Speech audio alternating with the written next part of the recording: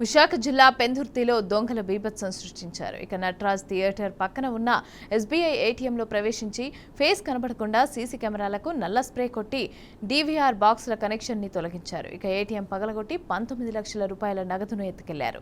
సమాచారం తెలుసుకున్న పెందుర్తి క్రైమ్ పోలీసులు క్లోజ్ టీం ఘటనా స్థలానికి చేరుకొని పరిశీలించారు.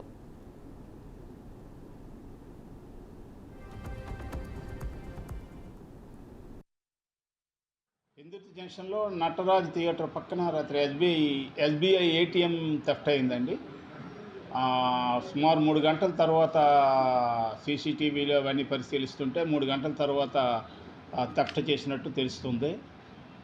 ఏటీఎం థెఫ్ట్ ఏటీఎం దొంగలు వాళ్ళ గ్యాంగ్ వచ్చి దాన్ని ముందుగా ప్లాన్ ప్రకారం అక్కడున్న అందులో ఉన్న సీసీ కెమెరాలు అన్నీ బ్లాక్ స్ప్రే కొట్టారు. ఆ వైరింగ్ అది కట్ చేశారు. లోపని ఆ డీవీఆర్ బాక్స్ అవన్నీ తీసిపోయి ఆ మెషినరీ రాడ్లతో ఇంప్లిమెంట్స్తో పెకలించి అందులో క్యాష్ పట్టుకుపోయారు. సుమారు 19 లక్షల వరకు పోయినట్టు తెలుస్తుంది. వెళ్ళాము మేము మా ఆఫీసర్స్ మా సిబ్బంది అంతా వెళ్ళి నేర స్థలాన్ని పరిశీలించాం. క్లూస్ టీం కూడా వచ్చింది.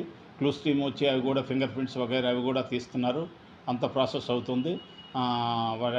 కేసు రిజిస్టర్ చేసి దర్యాప్తు చేస్తాం. దర్యాప్తులో ఎవరనేది దొంగలు తెలుస్తుంది. దొంగల్ని పట్టుకొని డిటెక్ట్ చేస్తాం, కేసు డిటెక్ట్ చేస్తాం. పెందుర్తి జంక్షన్లో నటరాజ్ థియేటర్ పక్కన రాత్రి ఎస్బీఐ ఏటీఎం థెఫ్ట్ అయిందండి.